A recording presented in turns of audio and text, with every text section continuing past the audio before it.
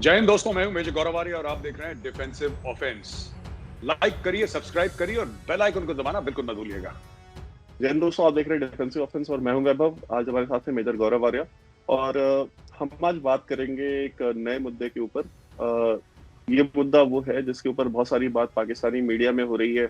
मौलाना फजलुर रहमान ने एक नया फ्रंट खोल दिया है पाकिस्तान की जो स्टैब्लिशमेंट है, फौज है और जो गवर्नमेंट है उसके खिलाफ। और उन्होंने कहा है कि अगर बेस दिए गए अमेरिका को पाकिस्तान के अंदर तो ये हुकूमत से गद्दारी, ये मुल्क की जो आवाम है उनसे गद्दारी होगी। और उन्होंने ये भी बताया कि जो जनरल मुशर्रफ ने जो मुआहदा किया था, जो एग्रीमेंट किया था, उसकी कोई लोकल स्टैंड आई नहीं है। उसका रीजन ये है, उन्होंने दिया है कि वो जो मुआहदा था वो मुआहदा एक मिलिट्री डिक्टेटर ने किया था।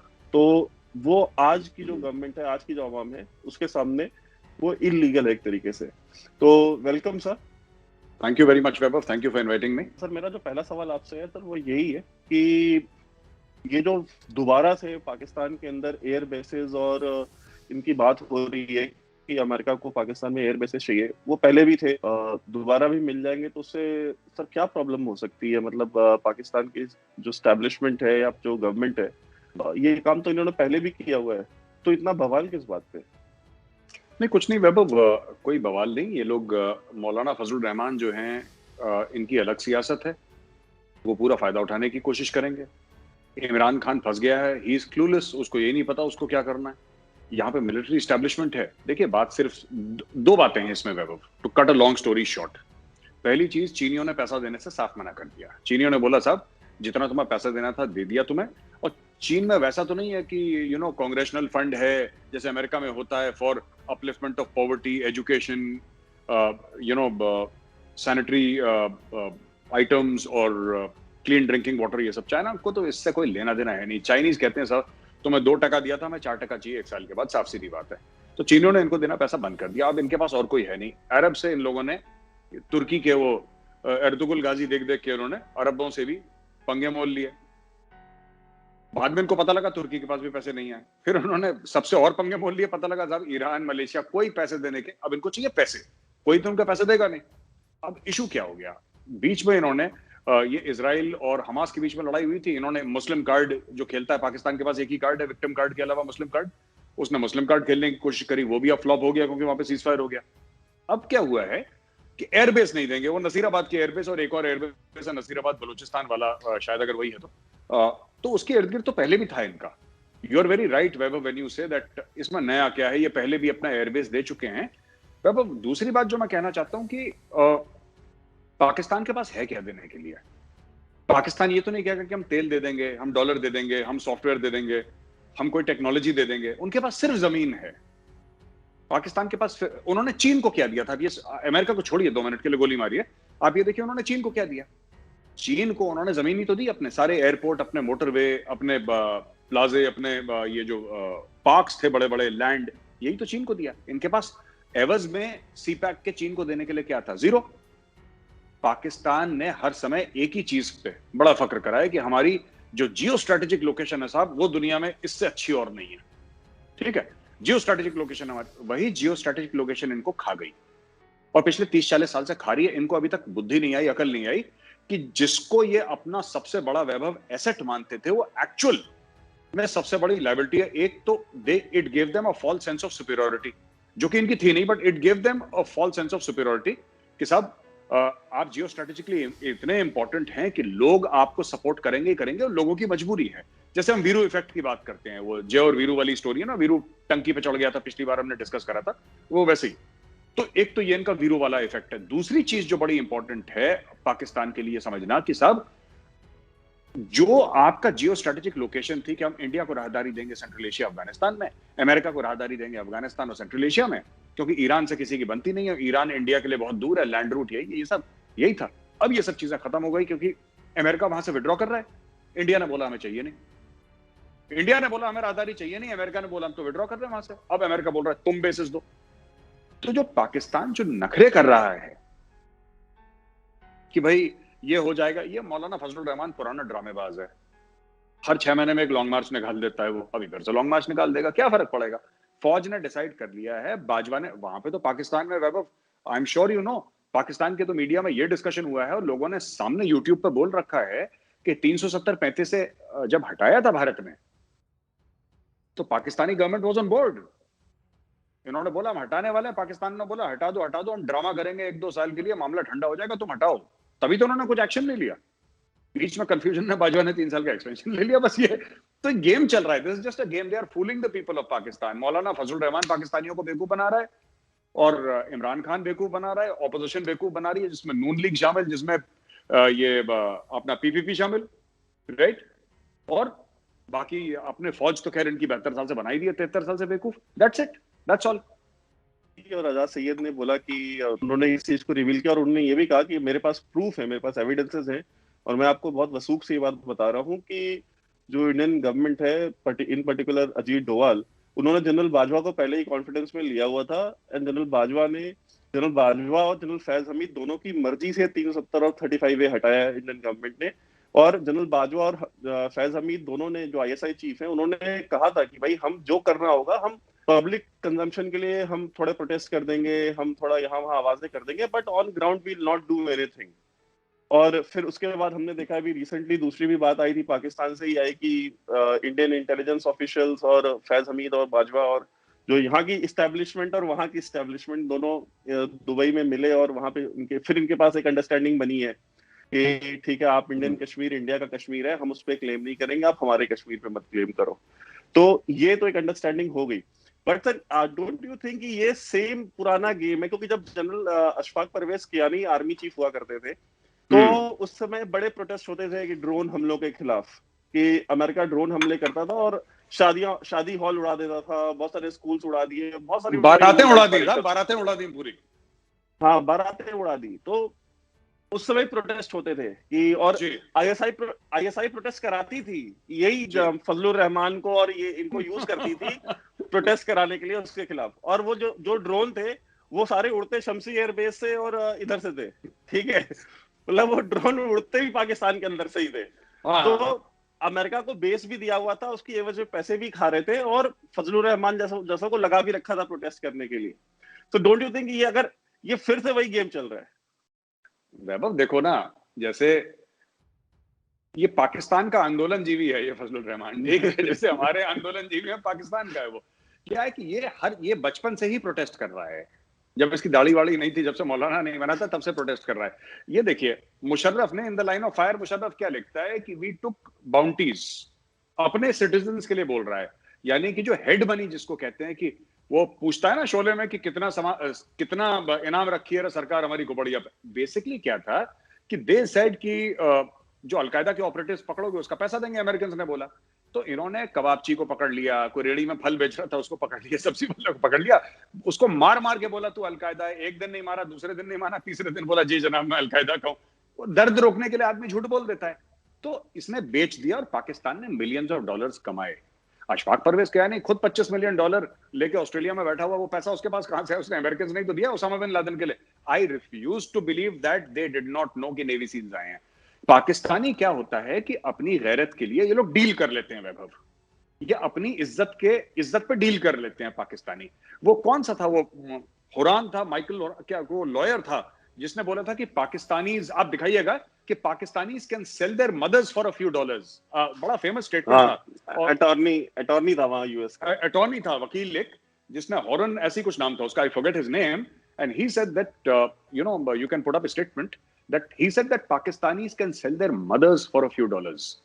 ये अपनी माएं बेच देंगे कुछ रुपए के लिए, कुछ डॉलर के लिए। तो बेसिकली ये इनका, देखिए, ये इनका बिलीफ सिस्टम है पाकिस्तानियों का, ठीक है। जैसे आपने बोला शमशी एयरबेस से, ठीक है, ये चाहे अफगानिस्तान से टेक ऑफ करें, शमशी एयरबेस से, नसीराबाद, जहां से भी टेक ऑफ करें, इनकी एक डील रहती है कि देखो हमें पैसे दे दो, ठीक हो गया, आप हमें पैसे दीजिए और हमारे लोगों को मारते रहिए आप, क्योंकि ये तो वैसे भी इन्होंने मरना है। और यही लोग तो कहते हैं ना कि गरीब लोग कि हमें ऊपर जाना है जन्नत, तो give them a quick transfer express service to जन्नत। और इनकी जन्नत तो लंदन में है, तो कह रहा हमारे पास पैसा होगा तो हम जाएंगे, तुम ठोको इनको और हमें लंदन भेजो। आप देखिए ना, पाकिस्तान में इतनी मुनाफकत है कि चीन इनका भाई है, पर किसी जनरल का बच्चा चीन नहीं जाएगा पढ़ने के लिए। ये चाइना में इन्वेस्ट नहीं करेंगे, इनके सारे घर, सारी इन्वेस्टमेंट, भाई चाइना का हांगकांग है, हांगकांग में you are allowed to invest. ये हांगकांग में क्यों नहीं इन्वेस्टमेंट करते? ये कभी नहीं करेंगे, ये कभी नहीं करेंगे। इनको पता है कि चीन ठीक है अपने लोन देने के लिए, ये देने के लिए, देश को गड्ढे में डालने के लिए चीन अच्छा है कि अपने पैसे कमाए, अपना 10%, 20%, 30% लिया, 25% और गायब हो गए, इसके लिए चीन ठीक है। लेकिन लॉन्ग रन में तो अमेरिका ही पैसा देगा, ठीक है, अमेरिका देगा। जो डॉक्टर अफरीदी को इन्होंने जेल में रखा है, जिसने खबर दी थी ओसामा की, वो पोलियो प्रोग्राम ही तो करवा रहा था वहां पे। पोलियो के कतरे ये दे दो, ये दे दो, ये सब जो चल रहा था वहां पे, वो पैसा किसने दिया? अमेरिका ने दिया। अमेरिका देता है पैसे। तो भाई it's very clear, they will give their land. ये जितना भी फजलुर रहमान, और फजलुर रहमान को ऐसा नहीं बोला होगा जनरल फैज में कि मौलाना साहब क्या कर रहे हैं, क्या जनाब फारिग बैठे हैं घर पे, उठिए मौलाना साहब उठिए, एसयूवी निकालिए, एक लॉन्ग मार्च और करिए कि काफिरों का गला काट दो। अब ये देखिए ना, लोग कह रहे हैं कि पाकिस्तानी मीडिया कह रहा है कि साहब फिर से एक बार देश, हमारे मुल्क के सोवरेनिटी की उसका सौदा हो गया। आज ही मैं देख रहा था अभी थोड़ी देर पहले कि हमारे मुल्क की खुद मुख्तारी का सौदा हो गया, राइट। अरे आपने कुछ दिन पहले प्रॉफिट मोहम्मद के रिस्पेक्ट का, उनकी इज्जत का सौदा करा था, जब आपने ये लबैक वालों को गोली मारी थी और आपने फ्रांस के एम्बेसडर को नहीं निकाला, करा था ना उन्होंने सौदा। और पाकिस्तानियों ने फिर ये भी सौदा करने के चक्कर में चले थे कि अरबियों से कुछ पैसा ले लें। पाकिस्तानी मीडिया में क्या डिस्कस हो रहा है? मैंने ट्वीट भी करा था वैभव 2 दिन पहले। पाकिस्तानी मीडिया में एक्चुअली ये डिस्कस हो रहा है कि जो इजराइल जो था वो हारने वाला था, क्योंकि पाकिस्तान ने अपनी एयरफोर्स भेज दी थी, वो पैलेस्टीन के आसपास थी, तो इजराइल ने पैर पकड़ लिए। ये और इतने पागल हैं ये लोग, ये बिलीव कर रहे हैं। और इससे बड़ा पागलपन क्या है कि एक पाकिस्तान में, उसका नाम भूल रहा हूं, वो बड़ा एक सो कॉल्ड रिस्पेक्टेड एनालिस्ट है पाकिस्तान में, वो कह रहा था कि जनाब एक्चुअली मैं आपको बताता हूं अंदर की बात। अच्छा, सारे पाकिस्तानियों को अंदर की बात पता होती है वैभव? सारे पाकिस्तानियों को एक खास खुसूसी जानकारी सबके पास रहती है। वो कह रहा साहब इजिप्ट से 1 लाख हथियार लेके अफराद बोला कि हम लोग घुस जाएंगे और इजराइल को हम लोग इजराइल पे चढ़ दौड़ेंगे। तो जैसे ही पता लगा तो यहूदियों ने हाथ जोड़ने शुरू कर दिए, बोला कि आप माई बाप हमें माफ कर दो। ये पाकिस्तान के एजुकेटेड लोग बात कर रहे हैं। तो ऐसे मुल्क को तो पढ़ने चाहिए ना डंडे, जिनका लेवल ऑफ एजुकेशन ये है, they deserve to be thrashed. American क्या करेंगे? American will thrash them. American ने अब ये जो सीआईए वाला था जिसने 2 पाकिस्तानी 3 पाकिस्तानी को मारा था, सो कॉल्ड आईएसआई जो शैडो वाले कर रहे थे, इन्होंने क्या करा? भाई लोगों को नहीं पता, जो पाकिस्तानी भूल गए उनको याद दिला दो कि 3 पाकिस्तानी आईएसआई के थे, एमआई के थे, आईबी के थे, मुझे नहीं पता, वो एक अमेरिकन को फॉलो कर रहे थे। अमेरिकन अपनी एसयूवी में था, अमेरिकन को लगा उसकी जान खतरे में, उसने अपनी पिस्टल निकाली, भरे सड़क में दिन दहाड़े उसने 2 पाकिस्तानियों को छाती पे गोली मार के उनकी हत्या कर दी, उनका मर्डर कर दिया सामने। अब उसके पास डिप्लोमेटिक इम्यूनिटी थी नहीं, पाकिस्तानी पुलिस उसको पकड़ के जेल ले गई, हफ्ते भर में छूट गया वो। क्यों? क्योंकि फिर उन्होंने, देखिए मुनाफिकत देखिए नहीं, फिर उन्होंने निकाली कुरान शरीफ और हदीस पाकिस्तानियों ने, और बोला कि दियत के कानून के तहत, शरिया के कानून के तहत, इस्लाम ये कहता है कि अगर जिसका मर्डर हुआ है उसी का खानदान माफ कर दे मर्डर करने वाले को, तो बात बन सकती है। अमेरिकन ने बोला ठीक है यार, ये तो शरिया इज वेरी कन्वीनियंट, कितना पैसा चाहिए? उन्होंने बोला साहब मिलियन दे दो। उन्होंने ले, दिस इज चंप चेंज। मुंह पे मारा, अपने बंदे को लेके चले गए, कॉन्ट्रैक्टर को या जो भी था उनका, सीआईए का बंदा था, उसको वो ले गए।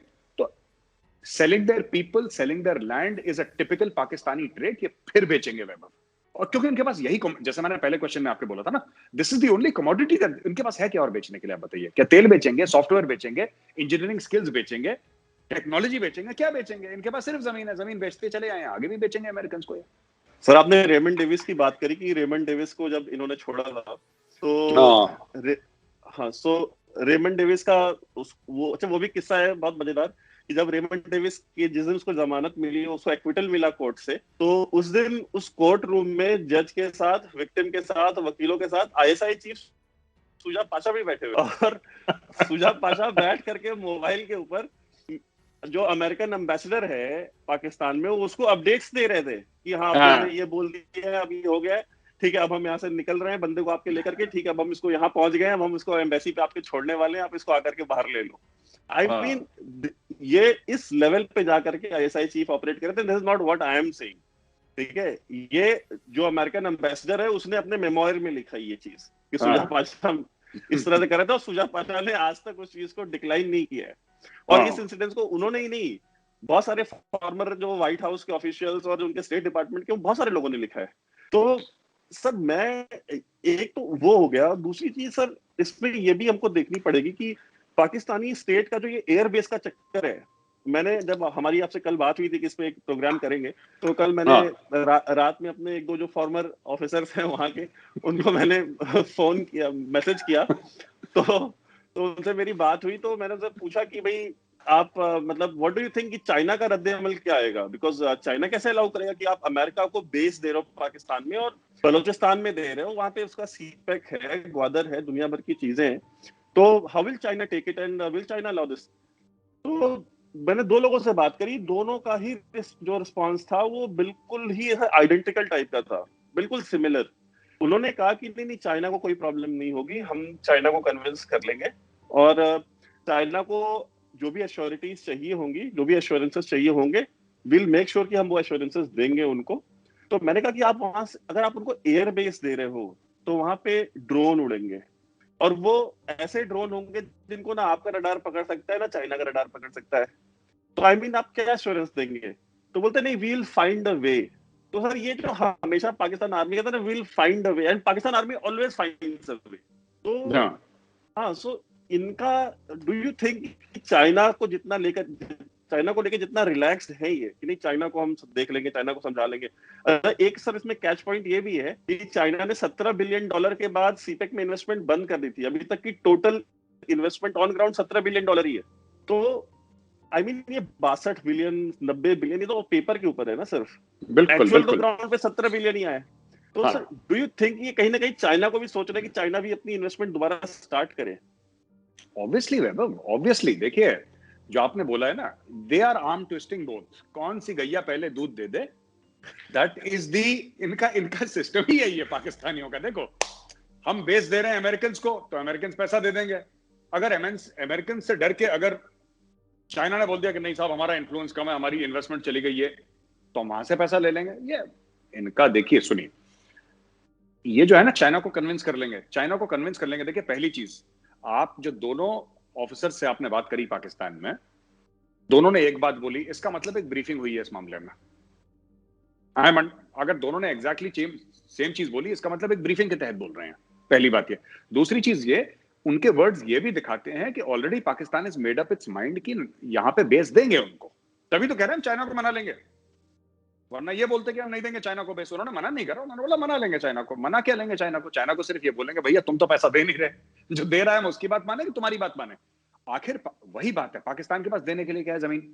पहले इन्होंने चीन को राहदारी दी, गवादर तक राहदारी तो दी, बाकी ये सब ड्रामा, गेम चेंजर वगैरह ये सब तो झूठ बोलते हैं अपने लोगों से। और पाकिस्तानी जाहिल, Pakistanis are the only people who will laugh at the same joke every day and will fall for the same con every day। मतलब आप उनको सेम तरीके से रोज बेवकूफ बना सकते हैं and they will keep falling for the same con every single day। और उनकी फौज उनको वही चुटकुले सुनाती है रोज, और उसी चुटकुले पे वो लोग हंसते हैं। अब देखिए क्या हुआ कि इन्होंने पहले चीन को राहदारी दी, राहदारी यानी कि जमीन दी, ठीक है, ठीक हो गया। उन्होंने चीन को राहदारी दी, अब चीन को राहदारी देने के बाद अब अमेरिका को क्या दे रहे हैं? जमीन तो दे रहे हैं। बस हमारी जमीन बिकाऊ है, जिसको लेना है लो, जो पैसे देगा आप पाकिस्तान में बैठो, पाकिस्तानियों को मारो। अच्छा, तालिबान जब आएगा, अगर पाकिस्तान में, अगर अफगानिस्तान में तालिबान आता है, फॉर एग्जांपल अमेरिकन हट गए, फॉर एग्जांपल तालिबान आता है, ठीक है, इनको अब ये पता लग गया है कि Taliban are no longer under control, because इनके वेस्टर्न बॉर्डर पे जो ड्यूरन लाइन है ना, वहां पे अफगानियों के अटैक बहुत ज्यादा होने लगे हैं। हर दूसरे तीसरे दिन पाकिस्तानी फौज को ठोक रहे हैं बुरी तरीके से वो लोग। बिकॉज देखिए ये लोग देखिए, आपको अगर अफगानों के साथ लॉयल्टी बनानी है तो आपको पैसा तो देना पड़ेगा। सारे के सारे अफगान वॉरलॉर्ड्स हैं जो भी हैं, तालिबान का कोई फिक्स स्ट्रक्चर थोड़ा है, सब वॉरलॉर्ड्स हैं, अपनी लॉयल्टी है उनकी तालिबान के साथ, कभी इधर चले जाते हैं समर में, विंटर में यहाँ चले जाते हैं। It's a loose federation of people. तो क्या है कि आपको उनको पैसा देना पड़ेगा। पाकिस्तान कैसे पैसा देगा उनको, ये बताइए ना। Can Pakistan pay money? Pakistan does not have money to pay salaries. 6 महीने के बाद इनके पास अपनी खुद की फौज को तनख्वाह देने के लिए पैसे नहीं है, तो ये लोग कहां से देंगे? तो नेट वैभव जो इशू है वो यही है कि इनके पास सिर्फ एक एसेट है, अपने मुल्क को मॉर्गेज करो, अपने मुल्क को गिरवी रखो और उससे पैसा निकालो। That is the only thing that Pakistanis can do and there is nothing else. ये वेरी इंटरेस्टिंग टाइम्स मैं तो फिर लोगों को कह रहा हूँ जो जियो पॉलिटिक्स पढ़ते हैं, नेशनल सिक्योरिटी पढ़ते हैं, फॉरेन अफेयर्स में दिलचस्पी रखते हैं, the next 6 months are going to be extremely interesting. It's like a full-fledged feature film, and everybody should watch it.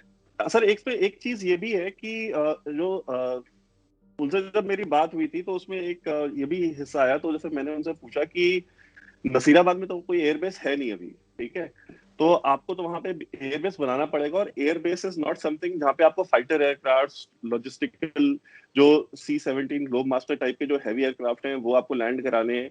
तो मैंने कहा वो तो बनने में टाइम लगता है, like it might take 4 year 5 years time. तो आप मतलब ये होगा कैसे इतना जल्दी? एक तो मेरा सवाल ये था। द सेकंड क्वेश्चन वाज कि अगर आप शमसी एयरबेस भी देते हैं तो, और अगर आप पॉलिटिकल एस्टेब्लिशमेंट को नहीं बताते हैं तो ये कैसे पॉसिबल है? बिकॉज जो आसपास के रहने वाले लोग हैं वो बता देंगे कि भाई यहाँ पे जो है ये फाइटर एयरक्राफ्ट उड़ रहे हैं। तो जवाब आया, उन्होंने कहा कि यार वो वाशुक डिस्ट्रिक्ट जो है जहाँ पे ये शमसी एयरबेस है इनका, उन्होंने कहा कि वो वैसे ही स्टोन एज में है, कि वहां पे लोगों को ये भी नहीं पता कि एयरपोर्ट नाम की भी कोई चीज होती है। इन अ वे ही हिमसेल्फ एडमिटेड कि बलूचिस्तान में कितनी गुर्बत है, वहां लोग किस पाषाण युग में रहते हैं, उनको पता भी नहीं है कि एयरक्राफ्ट क्या होता है, एयरबेस क्या होती है। तो मतलब उनको खुद नहीं पता तो वो क्या किसी को बताएंगे?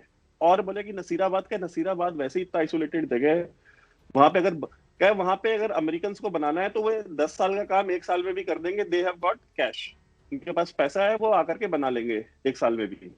सो that is not a problem. और वो इतनी आइसोलेशन में है, the most of the areas controlled by are groups, not army, are groups, ठीक है। सो मतलब अगर हमारे ग्रुप कंट्रोल करते हैं तो वहां से कोई इंफॉर्मेशन हमारी मर्जी के बिना बाहर नहीं जा सकती। बिल्कुल। So do you think sir कि ये मतलब ये कर लेंगे? ये मतलब मुझे पूरा भरोसा है इनके ऊपर, ये कर लेंगे।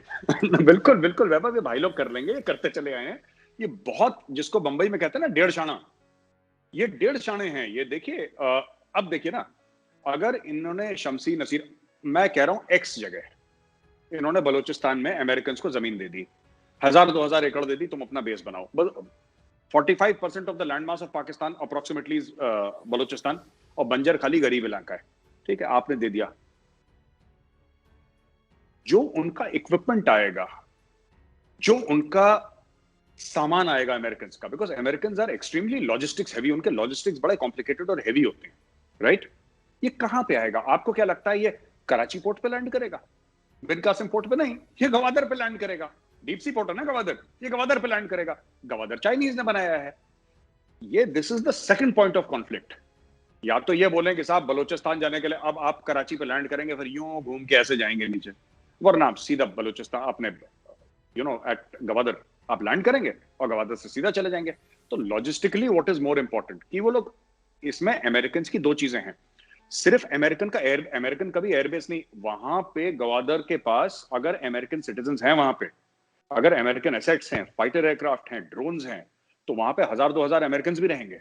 और जब वो रहेंगे तो एक पूरा शहर बनाएंगे, और उनकी हिफाजत के लिए वहां पे कोई ना कोई एयरक्राफ्ट कैरियर भी रहेगा, वहां पे उनकी न्यूक्लियर सबमरीन भी रहेगी। There is an entire ecosystem of a फौज। इवन इंडियन आर्मी, जब इंडियन आर्मी ऑपरेट करती है या इंडियन नेवी ऑपरेट करती है, they don't operate like that, they operate within a certain ecosystem. America का इकोसिस्टम बहुत बड़ा है। अमेरिका को अगर पाकिस्तान के अंदर एक फिजिकल फुटप्रिंट मिल गया ऑफिशियली अपने ट्रूप्स रखने का, तो it's not only just the marines and the army will be there, वहां पे एयरफोर्स भी होगी, वहां पे नेवी भी होगी, क्योंकि बलूचिस्तान के पास तो बिल्कुल सी है। हमारे नेबरहुड में, माफ कीजिएगा, you will have the American navy there, and that is going to be a point of contention with the Chinese. Sir हम अगर इस पूरे कॉन्फ्लिक्ट को देखें कि what Pakistan has very successfully done, उसने अमेरिका और चाइना को एक जगह पे ला करके बिठा लिया है। अगर वो बेस दे देते हैं, जो कि हमको पता है वो देंगे, I mean they can't say no to America, फिर बिकॉज उसके रिपरकशंस बहुत हैं। वो ऐसे उसके जो रिपरकशंस हैं वो उनको चाइना नहीं बता सकता, बिकॉज चाइना ने वैसे ही सारी पेमेंट्स बंद कर रखी है। And Pakistan is not North Korea, and it can't afford to be North Korea, because Pakistan में जो एथनिक ग्रुप्स हैं वो एक होमोजीनियस कंट्री नहीं है नॉर्थ कोरिया जैसी, जहाँ सारे एक ही टाइप के लोग रहते हैं। वहां पे सिंधी है, बलोच है, पख्तून है, कश्मीरी है, गिलगिती है, बल्तिस्तानी है। तो वहां और पे हमारे दोस्त पंजाबियों को कैसे भूल गए? वो तो हमारे बेस्ट फ्रेंड हैं, आप पंजाबियों को कैसे भूल सकते हैं? वो पंजाबी है वहां पे।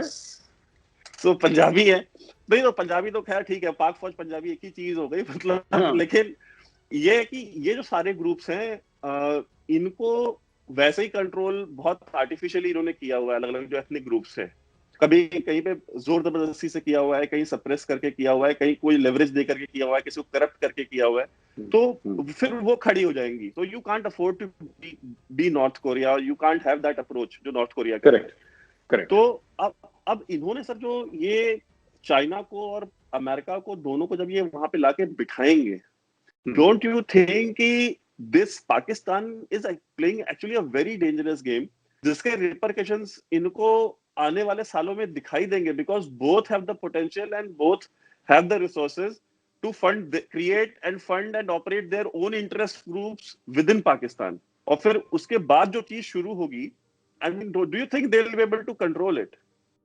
वैभव, पिछले 200 साल से अफगानिस्तान में क्या हो रहा है? जो ग्रेट गेम था, जिसको हम ग्रेट गेम कहते थे, कि रशिया भी टेक ओवर करना चाहता है और चीन भी हल्का हल्का सा गेम खेल रहा है, और वहां पे वेस्टर्न पावर्स, इंग्लैंड भी, उस जमाने में America was not a power, it was a large country but it was not a power, England, European countries had come, जिसको हम ग्रेट गेम कहते थे। तो ग्रेट गेम क्या था? वही चीज है। अगर अमेरिकन आ जाते हैं और चाइनीज अपना इन्फ्लुएंस एक्सर्ट करते हैं, Pakistan will become another Afghanistan, and this could be dangerous for India also, because then there will be a spill over into India. ये तो पागल इधर भी आएंगे ना फिर, बिकॉज क्या करेंगे वो लोग? What will they do? So जो आप कह रहे हैं, this is a very logical point that you have made here, and I appreciate it. It's, देखिए, ये सोच रहे हो, एक क्रिस्टल गेजिंग वाला मामला है जो आपने बोला है। ये क्रिस्टल गेजिंग है, दूर परसों नरसों क्या होगा, ये वाला कल वाली बात नहीं है ये। इसमें ये है कि अब देखिए, two powers, China is an economic super power, military super power अभी तक नहीं है, लेकिन इकोनॉमिक सुपर पावर है। और ये दहशतगर्द तंजीमें हैं, जो जो आतंकवादी संगठन है, इनको क्या चाहिए? पैसा। They need money, everybody needs money for that matter, survive करने के लिए। आपको, मुझे, चाहे वो साइंटिस्ट हो, डॉक्टर हो, कोई भी हो, उसको तो पैसा चाहिए। अब क्या होता है कि इनको कहीं से भी पैसा चाहिए। इनका स्किल सेट तो वायलेंस है। जो आतंकवादी संगठन है या दहशतगर्द तंजीम है, टेररिस्ट आउटफिट्स, इनका स्किल सेट क्या है? Violence. They will use violence to milk both the super powers for money. America will not let go of this region, because America को पता है, अमेरिका नोज, अरब्स ने मिडिल ईस्ट में fit कर दिया मामला, इजराइल ने फिट कर दिया मामला वहां पे, राइट? इजराइल ने फिट कर दिया मामला वहां पे। मिडिल ईस्ट मोटा मोटी शांत है। अमेरिकन को लगता है ना, अमेरिकन के लिए जो फ्यूचर है, future is not the middle east, it is the Indo Pacific. उनकी नजर इंडो पैसिफिक पे है, उनकी नजर चीन पे है। American are here not just for drone attacks, they are also here to counter Chinese influence. American have got spooked. Hambantota port का जो केस हुआ है, जो स्पेशल इकोनॉमिक जोन डिक्लेयर हुआ है, वो मामला क्या है भाई? वो मामला तो यही है ना। The whole thing is that China is spreading its wings, and America has decided that it will counter China with the help of other countries like India, Japan, Australia, जिसका quadrilateral, जो quad हम लोग कहते हैं, quad हो गया। अब अगला स्टैंड क्या है वहां पे? There will be some groups, and it's not that America has not funded such groups in the past in Pakistan. It has funded groups. Every country has funded groups. China will also fund groups. I'm not sure if they are funding today, but China के लिए कोई बड़ी बात नहीं है। $100-200 million दे दिया, fund कर दिया किसी ग्रुप्स को। पाकिस्तानियों का काम क्या? फ्री टाइम पे बटन दबाना, बूम, फाड़ दो अपने आप को, ले जाओ 100-200 लोग अपने साथ। That is what the Pakistanis are good at. और कोई स्किल सेट है नहीं इनके पास, जमीन बेचना, खुद को फाड़ देना। तो ये होगा, एंड इसमें बैटल ग्राउंड बनेगा बलोचिस्तान, पाकिस्तान। और एक और बात हमें नहीं भूलनी चाहिए, Pakistan biggest city which was actually part of Balochistan, Pakistan's biggest city, which contributes 60% of Pakistan's GDP, that is the city of Karachi. और कराची में कितने बलोच, कितने पश्तून हैं यार? बलोचिस्तान में खुद 60-65% तो पश्तून बैठे हैं। अच्छा, ऊपर से एक और चीज लीजिए, American they are very smart. मैं बता रहा हूं, समटाइम्स आई फील दैट, लोग कहते हैं चाइनीज हैं। 3-4 दिन पहले, 2-3 दिन पहले, पाकिस्तानी हाई कमीशन पे पथराव हुआ लंदन में। तो अफगानों ने मिलके, राइट, उधर जो पश्तून तहफ़्फ़ुज़ मूवमेंट है, मंजूर पश्तीन की, राइट, और जिसके लिए बोलते रहते हैं ये अली वजीर वगैरह ना, ये सब लोग बोलते रहते हैं, इनको जेल जूल में डालते रहते हैं लोग बीच बीच में, they keep on throwing them in jail and killing their relatives and all that. वो मोहसिन दावर, ऑल, मतलब I am just taking 1 or 2 name, generally I am talking about.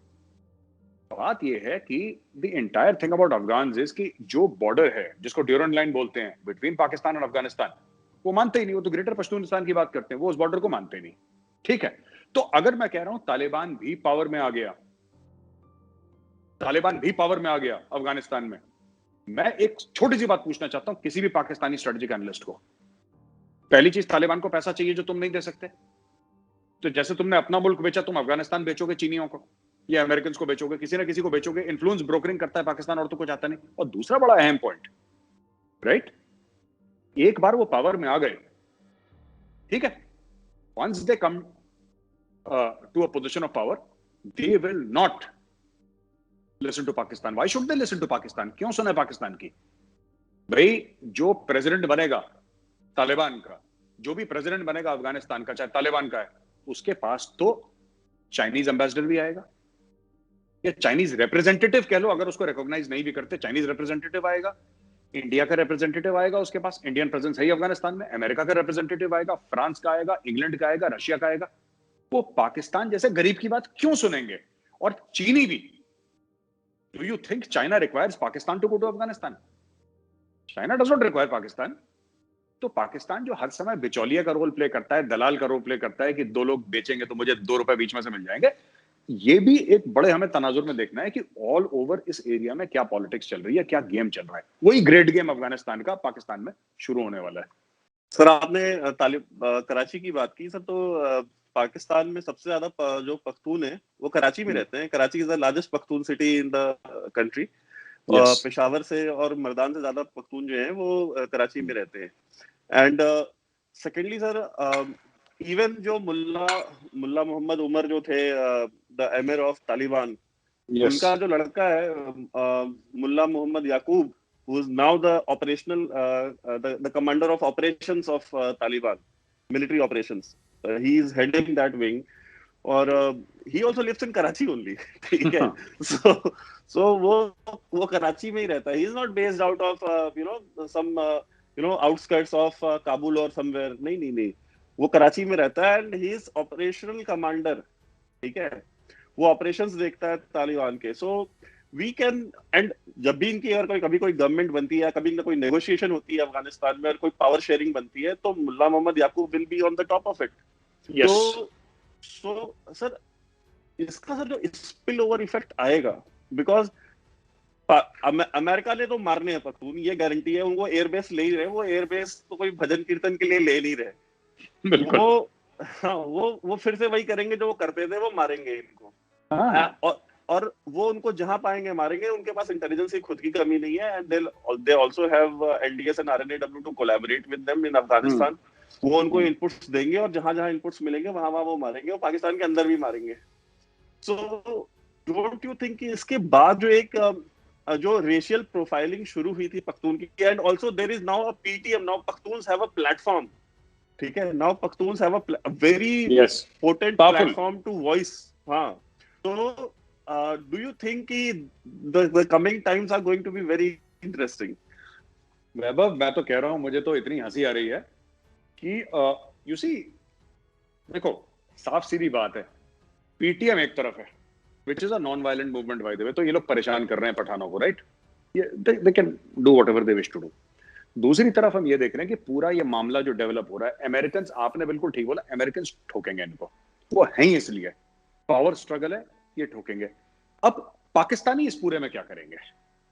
ठीक है, पाकिस्तानी क्या करेंगे? और जो आपने बताया कि मुल्ला उमर का जो बेटा है, जो आज की तारीख में कराची है, ठीक है, कल अगर Taliban comes to power in Afghanistan, ये तो निकल लेगा पूरा यहां से. इसको कराची से क्या लेने देना भाई? इसको कौन सी मोहब्बत है? अगर इसको प्रेसिडेंट बनाते हैं, वाइस प्रेसिडेंट बनाते हैं, पैलेस में रहेगा अपने वहां पे. कराची में क्यों रहे वो? बिनोरी टाउन के बगल में उस मस्जिद में क्यों रहेगा? वो तो अपनी जगह रहेगा वो. अच्छा, तो ये भाई चला जाएगा वहां पे, ठीक है ना. Amjad will fly back to Kabul, he will stay there. और ये स्पिल ओवर इफेक्ट पाकिस्तान में वैभव आएगा, 110% स्पिल ओवर इफेक्ट आएगा पाकिस्तान में. क्योंकि इन लोगों ने जो पहली चीज करी थी, जो इन लोगों ने गलती करी थी इन लोगों ने, और वही गलती बार बार रिपीट कर रहा है पाकिस्तान. पहली बार जियाउल हक गया था इनका हाथ में टोपी लेके, हैट इन हैंड, जिसको अमेरिकन बोलते हैं ना, भीख मांगने के लिए, कि भाई थोड़ा सा पैसा दे दो, Russians are in Afghanistan, I mean we'll help you make Afghanistan into Russia's Vietnam. ये उसका स्कीम थी। तो अमेरिकन आ गए, और वो दिन है और आज का दिन है। अमेरिकन डायरेक्टली और इनडायरेक्टली, बीच में काफी सालों के लिए अमेरिका छोड़ के चले गए थे, लेकिन अमेरिका ने छोड़ा नहीं। अमेरिकन एसेट्स थे, देवर गेटिंग पेमेंट, वो थे अमेरिकन डीप एसेट्स, अभी भी थे। उन्होंने एसेट्स एक्टिवेट करे 9/11 के बाद, अमेरिका आके बैठ गया, अब पाकिस्तान में बैठ जाएगा। वैभव, पाकिस्तान, और पाकिस्तान ऐसा कर क्यों रहा है, ये हमारे दर्शकों को समझना जरूरी है।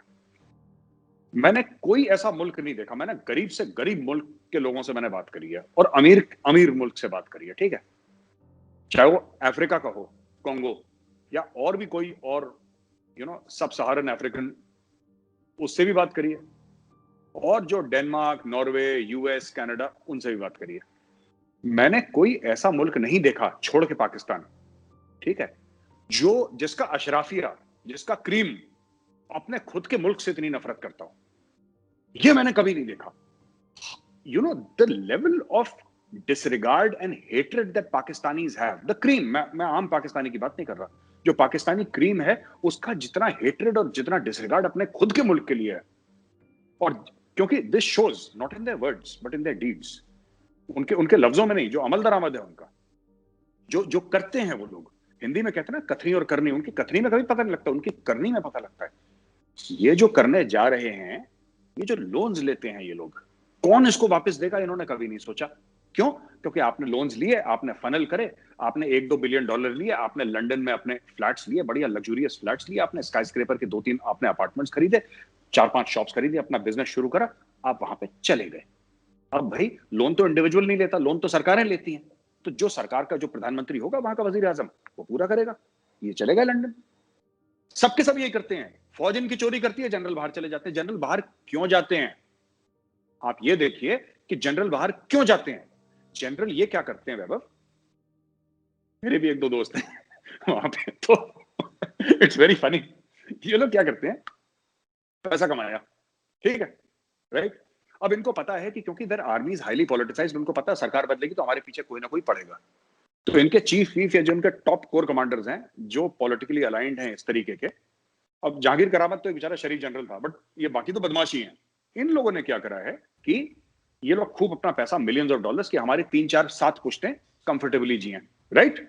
इसके बाद इन लोगों ने कुछ अमेरिकन को बोला कि हम ये कौन सी रूट से अप्लाई करते हैं वीजा, या तो CIA के थ्रू, कुछ अपने मुल्क की सीक्रेट को खुफिया जानकारी देके अमेरिकन उनको बोल देते हैं कि ठीक है तुम आ जाओ, या फिर इन्वेस्टमेंट के थ्रू, जिसको गोल्डन पासपोर्ट बोलते हैं ना, गोल्डन वीजा।